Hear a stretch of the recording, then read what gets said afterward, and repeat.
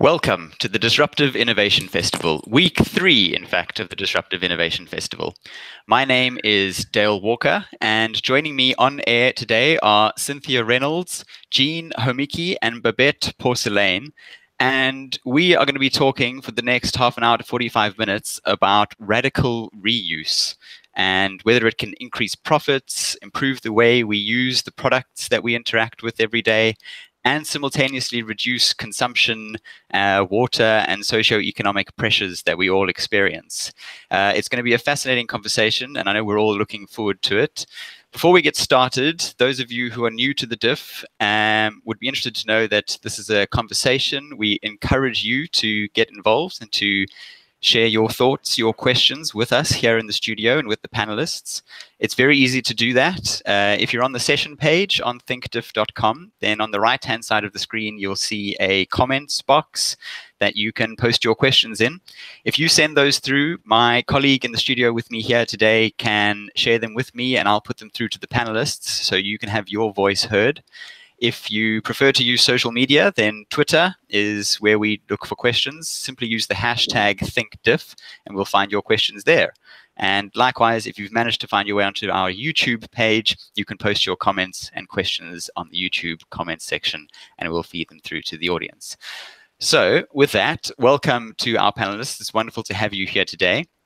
And to kick things off, I thought maybe we could look to the title of the session, which is Radical Reuse, which struck me because perhaps I've never thought of reuse as something quite radical. And so I'll start with that. Cynthia, maybe I can come to you first with that simple question. What is radical reuse? I think one of the things that we've been looking at when it comes to how can we radically reuse the assets that we have is about unlocking the value of these assets and optimizing their usage. And we're seeing that there's a variety of stakeholders at every level that can come together and really look at new ways of doing so. And so the work that Babette has been doing with the hidden impact and the technology that Jean has been working on for years, when we look at what we can do now, how these all combine together, we have a real ability to accelerate the circular economy. Brilliant, thank you. So Babette, Cynthia mentioned there that you've been doing some work as part of a book you've written called The Hidden Impact. Maybe we can turn to you for a start to talk us through some of your findings. Yes, well, I would love to. So I will share my slides with you. I have a few slides, just a few, so don't worry too much. Is it visible? Yes, we can see them perfectly. Okay, cool. So I will just talk briefly about hidden impact because I've been researching it, because I think it's going to really help us understand what are the biggest things you can do in your daily life and as an organization to make a difference if you want to live more sustainably. So let's take a look at impact first. As a consumer, we want to buy stuff, we want to buy products. Then there are companies who want to make products. And in this process, they take stuff from nature. And by the way, they may pollute or harm nature, which they can often do because they usually don't have to pay the real price for that. If you do this process in your bank, then you see the harm you do to nature. But what we did in the last few decades is that we moved a lot of our industry and agriculture from rich countries to producer countries, low-wage countries, which are the 7 dark green countries in this picture. And there, this industry and agriculture has impact on the environment.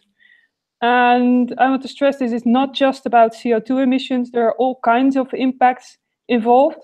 And as they happen on the other side of the world and not in our own back gardens, we don't actually see what's going on. But it is going on and it's harmful. And I calculated that 80% of our impact on the environment is hidden impact, is the impact that we usually don't take into account. Because what we do take into account is CO2 emissions within our national borders during use. And so that's relatively small. And the good thing about this is that if you do include hidden impact in your assessments, then, or in your the way you're going to live more sustainably, then you're way more effective. Your solutions will be way more effective. So how does this relate to products? Well, I've made a calculation, or had this calculation done, to see what the average Dutch person, where the impacts are hidden in their daily lives. And the product is the #1 impact. I was really surprised when I found out, but this is what it is. So products like complex electronics or gadgets, or all kinds of products that you have in your house, those have the biggest impact on the environment. Therefore, reusing products is a really important thing. So let's take a look at products, because especially in products, the hidden impact is huge. It's 92% of the impact. And using electricity is just 8% of the impact. And that's why the impact of products is usually not really on our radar, because we usually only look at visible impact. Electricity used during use. So what are the best things you can do if you want to live more sustainably? We'll start with products. The #1 thing you can do is obviously minimalize, just not buy the product. And the second best thing you can do is share products, because then making them, if they're used well, then making the product is at least has not been for nothing. Share it, use it longer, buy secondhand, repair. Those are really good things to do. And buying stuff and throwing them away are the worst choices. So let's see if I can stop sharing my slide. Thanks, Babette. That was really interesting. I've got. I had a. If I could ask just a quick question on the point that you made there about the top 10 impacts. So you talked about the fact that was your study looked at the impact in the Netherlands.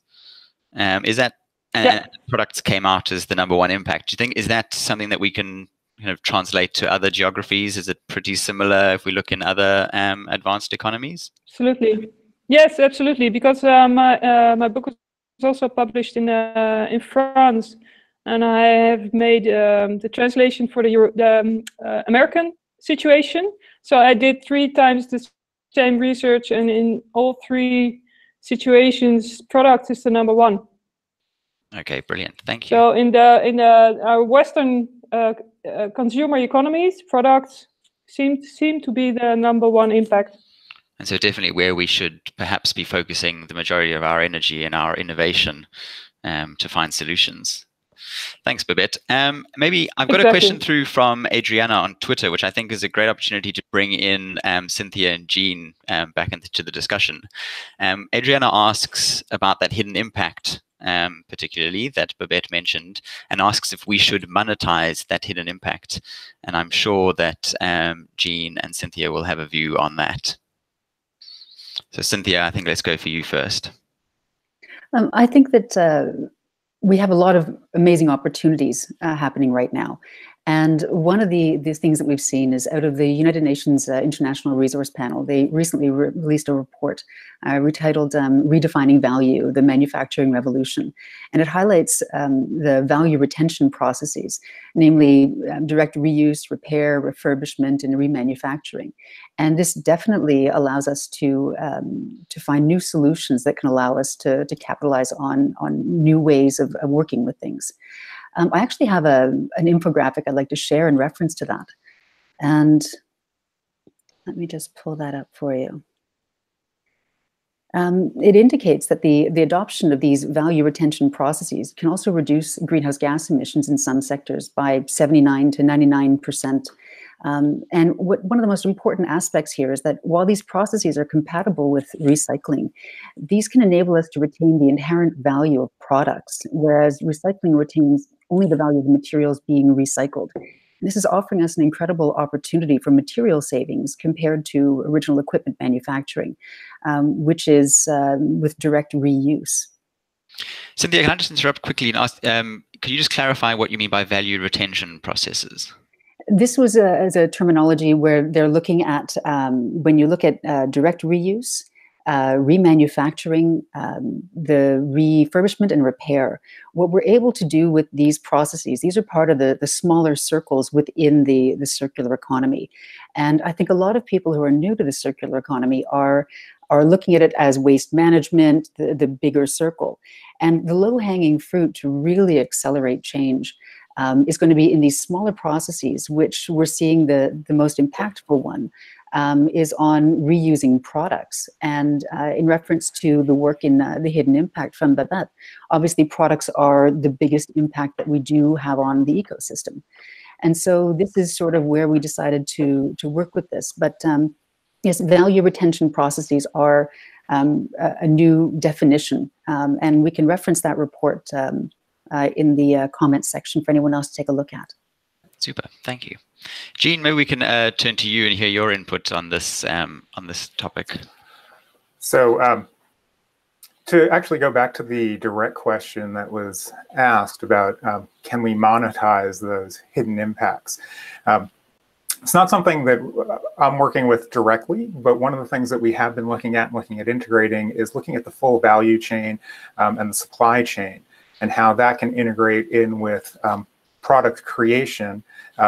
We'll talk a little bit more about this later in the session, but looking at things like blockchain or shared ledgers, where you can look at the full value chain of basically the products from creation of those materials, where all of that energy is going into the mining, the global supply chains, transportation of those products, and why there's all that hidden impact that we don't see before the products get to our actual use. But again, sort of as Cynthia was mentioning, maximizing that use once those products are already created is really what's important here, because we're going to continue to need products. And this is really the low-hanging fruit in the circular economy. This is what we can actually do right now without even having to build out all of these completely new processes and new supply chain technology. These are things that we can actually do right away to increase the value and reduce those impacts. As you were saying, Jean, there is a lot of move in the direction of trying to show this transparency in the value chain, and you and I have had many conversations on that. And I think that we have some unique opportunities to also be able to provide information to consumers. And as we switch from being consumers to users within the circular economy, I think this information part to understand what is the impact. We all want to know that, and we want to find out ways to be able to make it easier for all of us, individuals and businesses, to make the right choices. And so I think that those who are showing that within their products, that they have that transparency, will have a competitive advantage long term. Yeah, and also both that initial supply chain, as well as showing how often a product has potentially been reused. So how long has it been in life? What processes has it gone through? Has it gone through repair, refurbishment, et cetera? So, where, right now, I think, especially in, say, American culture, the value is on, oh, I want something shiny and new. These products actually start to tell a story. They have a longer lifetime, and I think, at least for some of us, that's actually becoming more valuable. And it also shows that if they can handle that sort of radical reuse, where they're being reused over and over again, then they're typically higher quality and more durable products. That's really interesting. And in fact, can I just sorry. No, go ahead, Babette. Can I just answer two questions that I'm seeing here? The first one is, should we monetize the hidden impact? Perhaps I would say it's vital that we do, because if you would have to pay the true price, as it's called, of pollution and climate change, which you call producing whatever you are producing, then it would be really good for business if you would do that in a clean way. So having true pricing in place as a tool or an instrument to support sustainable businesses and to inspire non-sustainable businesses to become sustainable, it's vital. So that's that. And the other question, Babette, maybe before we is get to there the other any question, specific products? Babette, just quickly, just carrying on that monetization Yeah. topic before we get on to the other questions. I'm interested in kind of the how. So we've established that it's important to do it, and you've talked some about the kind of true cost that currently isn't factored into the price of products. So do you have Yes. kind of any pointers on how we go about monetizing some of these hidden impacts? Yeah, there are different scales at which you can do this. You can do it as an organization and start doing this. And you wouldn't, yeah, you would actually pay the true price to all the suppliers, and the customer would have to pay the true price. And some companies are actually doing that. Tony Chocolonely is a chocolate producer here in Holland, and they are actually market leader with their true price product. So that would work. But looking at the big scale things, then you would really want the European Union or the United Nations to just do it on a large scale, get true cost or true pricing in place. And what they're actually trying to do now is to get carbon tax. And I think it's a step in the right direction, but I'm not truly happy about it because it's only one of so many impacts. And if you look at only true costs and you're starting to do that to make them lower, looking at carbon only, then perhaps on the other side of the world, the hidden impacts will increase. And that's tricky. So the carbon tax is going to be in place within the next few years. I'm quite sure about that. But I'm really more in favor of the true cost and not just carbon. No, but that's the way it should work. Like it's going to be somewhere in the taxes, yes, or just in the consumer price. It's great to actually get an example of a company that's doing this and that's kind of viewed as a market leader by bringing those prices into their products. Maybe now let's turn back to those. You, Babette, have a keen eye and you spotted some of the questions that have come in from our Twitter audience already. But this is another one from Adriana asking about specific products that we can emphasize reuse in. Is that Cynthia and Jean? Do you have a view on what products lend themselves perhaps best to reuse? I think an interesting example is cell phones, how right now they have a massive impact, and we're seeing some fantastic work being done with Fairphone. I am a Fairphone fan myself, and being able to continuously reuse something while being able to upgrade it as new technology comes about versus having to trash the entire item and have to have everything repurposed and rebuilt. We have some unique sort of opportunities there to start really looking at what's important to reuse. And Jean, I know you've been looking at a lot of the life cycle assessments on different products. What are your thoughts on that? Yeah, no, absolutely. We also have a lot of data on product use coming out of basically the My Turn platform, working with hundreds of organizations, basically millions of data points. And we've done some work with researchers looking at, how can products be reused? And there are interesting things that come out of it. I was going to kind of jump to this later, but for certain, there's a vast difference between certain types of products and even the quality and durability of those products.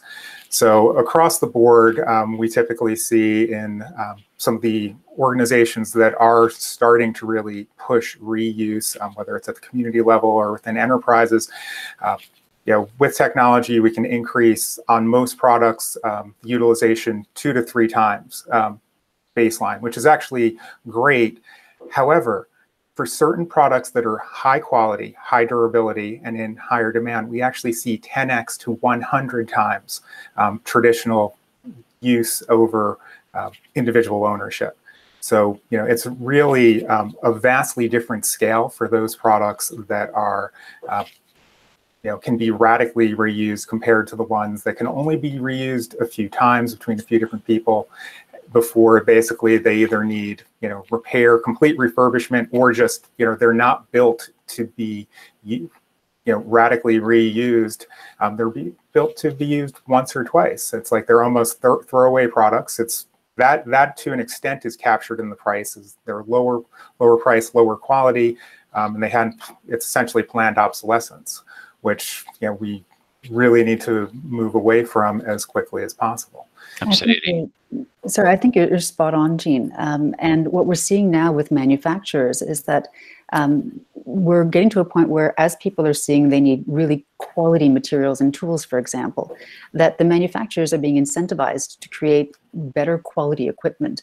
And people are more keen to have access to those things versus having to own, the ubiquitous example of a drill.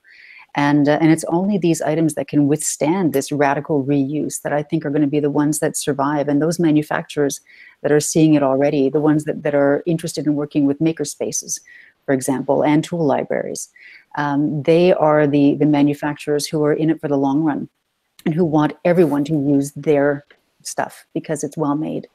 And I'm interested to see how we can incentivize more sectors to work in the same way. Absolutely. Jean, try to answer. I'll come to you in a second, Babette, maybe if I could. I just wanted to pick up on something that Jean mentioned, which was that with technology, we can enable these extra kind of loops of reuse, sometimes up to 100 times. What kinds of technology are you talking about there when you say with technology? So in some cases, this is even relatively basic. There are few key technologies that really let us get at that low-hanging fruit. Some of that's even just using web and mobile technology to increase the visibility and discoverability of products that an organization or a community already have that basically can be reused rather than having to purchase new products. This seems pretty basic, but in too many cases with organizations that we've worked with, what we tend to see is they'll sit there and purchase new products that they already have. They all go into storage and they put it right next to 5 of the same product they already have. They already have, and these are some of these are large enterprise organizations that already have enterprise asset management systems, but those systems tend to focus on where is something stored and how much is it depreciated rather than getting those products into actual use. And what's really needed are platforms that make it easy to find those products online, because that's a real critical step to increased reuse. I agree with you, Jean. I think what you've been doing, part of what MyTurn's able to do is to be able to visualize and show a company what they have, whether it's a large industry or whether it's even a municipality. One of the things that people often are doing is people are purchasing items they already own because they have that lack of overview, but also we have these departments and everything's very siloed. And by looking at new technology, how can you innovatively use it? We're able to work across departments within national networks and redistribute where assets are and just optimize that usage versus just this continuous procurement of new things all the time. Absolutely. Babette, what did you want to add to that? Well, perhaps Adriana was asking something more direct, I think. So Adriana wanted to know if there's a different kind of approach for products with short technical lifespans. Okay, so I would say if you look at the category of products and you want to pinpoint the products with most impact, then it's good to look at products that have lots of rare earths, lots of very energy intensive materials. Rare earth are, for instance, copper and gold, and that's in complex electronical products like laptops, computers, and indeed telephones. So that's a huge one. And then another one is cotton, has big impact. So clothes has big impact, and things with lots of steel or aluminum, like buildings. But it's not in products, but it's also a big one. So if you want to pinpoint the things with big impacts, look for those things. Things with electronics, things with cotton, steel, and aluminum. Super, thank you. And yeah, so that would help. To give you an example, the electronics is 1/4 of the impact of all stuff, all products in my top 10. So just 1/4 of the impact of products. Do you see all this? Yes. 1/4, yeah. If this whole thing is the impact of products, then 1/4 is assigned to electronics. It's incredible. And just even smaller is for clothes. Yeah. We've had another question from the audience asking around this topic of planned obsolescence that came up, which, I mean, for those who perhaps aren't familiar with that particular term, this is the idea that companies, whether through technological means or software means or actual design, specifically engineer their products so that they fail after a set amount of uses or a set period of time. And someone in the audience is interested in whether we are seeing perhaps a shift away from planned obsolescence in businesses. Is it fair to say that that is happening? It should be. I think it is happening slowly.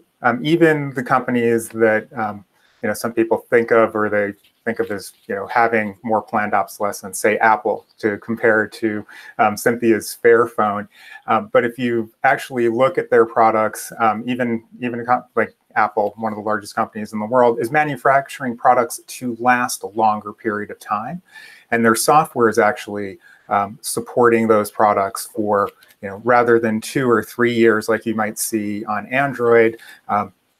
They're now supporting products going back 5, 6 years. I know that for the Apple products I have, they typically get even when maybe they're not same performance that I might need in my job, they'll go to another coworker or to a family member for reuse, rather long before they end up going to be recycled. And I think we're starting to see that across other types of products as well, because there's another component to well-made, durable products. It's not just that they last longer, but they tend to also be, and this we especially see this in the tool industry. They're more of a joy to use. I mean, having the right product, having a product that works well, that just feels good in your hand if you're working with, say, hand tools or power tools. These are things that people enjoy using if they can afford it, and that's one of the other key pieces here. Is not everyone can afford those higher end or professional type tools, those better tools, and so reuse and sharing gives more people an opportunity to take part in using those higher quality and better tools. So the sort of move away from planned obsolescence, I think, goes hand in hand with also increasing reuse, increasing sharing of products, because then it allows more people to actually, it's like, oh, this is like a great product, rather than this is something that it'll do what I need it to do, but it's not doing it well. I think it's really interesting, just to take away on something that you mentioned, Jean. There was a seminar here in Oslo yesterday discussing the circular economy, and one of the issues that came up was about information, getting to people to understand what are the products that will last, and talks about national strategy for the circular economy, as well as the European Commission establishing solutions for policy that will enable labeling that would show the actual expected lifespan of an item, and then add that to additional warranties. And once people are informed and have a standard that they can sort of relate to, we're seeing that if people know that they have to spend $100 on an item that will last them for 1 year, or spend $200 on something that will last 4 times as long, that's going to really start changing things. And then when you take those durable items and put them into solutions that are innovatively enabling them to be accessed by many, this is the game changer for me. Absolutely. Yeah, and what it was, we also need all those things is what we need, and we also need different business models, because if you can make more money by not making products, by making products last long, then you will make money in a different way. Like, for instance, if you could lease products instead of buying them, the leaser would, how do you say that, the leaser? The industry would make money with products that last as long as possible. Exactly, and I think your point, because otherwise they would have to give you a new one every year. So it's also in the business models. Much of the work that we're doing at Smart Use is about innovative new business models and working with businesses, organizations, municipalities, any stakeholder to say, let's look at new solutions like product as a service, which allows you to provide it can be a competitive advantage for any of the early innovators who are wondering how are they going to survive. There's alternative revenue streams. And it also allows us to sort of retrain workforce at the same time to then go towards refurbishment and remanufacturing as products come back to them. And so there's some interesting moves. And I think one of the other things that we're seeing here that we're actually testing in Norway here are B2B marketplaces for sharing. And whether this is in construction,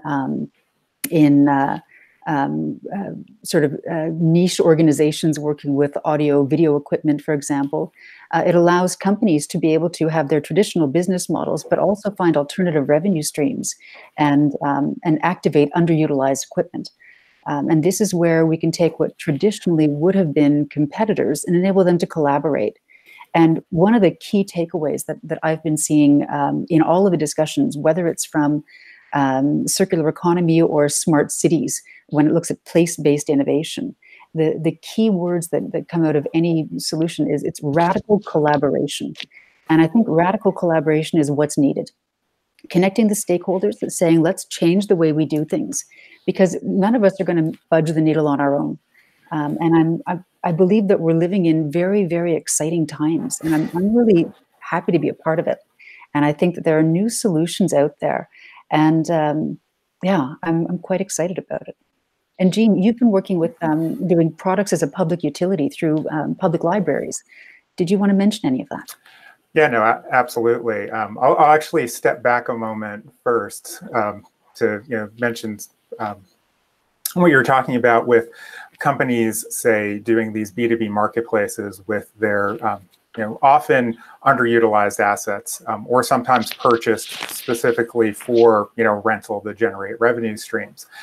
One of the things that we've found is that before organizations do that, they really need to have a handle on what is their own utilization and maximize that utilization of their products internally first.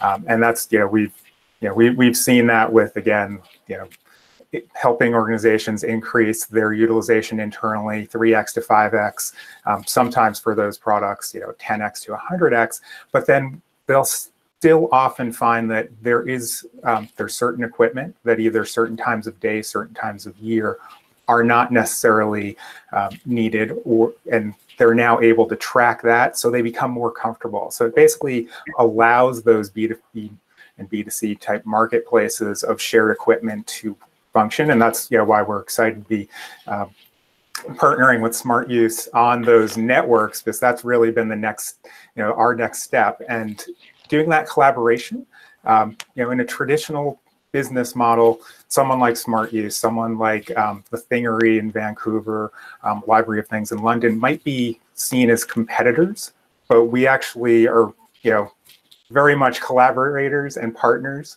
And I think, really have new platforms and new and companies really need to start to collaborate to make circular economy a success, because one, the market opportunities here are actually huge. Going back to that same UN report that you mentioned earlier, Cynthia, I believe it mentions in there that with a combination of some greenhouse gas policies on reducing greenhouse gases, as well as nudges towards additional reuse and new types of policies, the world economy can actually grow by $2 trillion rather than it being reduced, and at the same time reduce resource consumption by almost a third. So extreme amounts of growth with a pretty good amount of reduction in consumption by basically businesses working together to implement these types of models of shared use. So I love that idea of radical collaboration. Is just it ties in so nicely with, I think, a conversation that's been central to the Disruptive Innovation Festival this year. Just yesterday, we had Chris Grantham from IDEO, who was talking about how one of the key elements in all of this is collaboration, and that all actors, need to be looking at how to collaborate radically. I think sounds fantastic. We have to wrap up, but before we do, I wanted to give you each a chance for some final thoughts, and perhaps a question that I'm sure is on the mind of many in the audience today, which is, if they've been inspired, which I'm sure they have, to try to reuse more themselves, or to try to implement reuse within their business or their industry, what are some of the first things they can do? Where can I go to as an individual to try to reuse more, and perhaps what can I do for my industry? Let's go for Babette first, and we'll go through and give everyone a chance to answer that question before we end. Babette. Well, for me, it's the hardest. The other two really know about this stuff better than I do. But in particular, as an individual, you could go to a library to get books instead of buying them.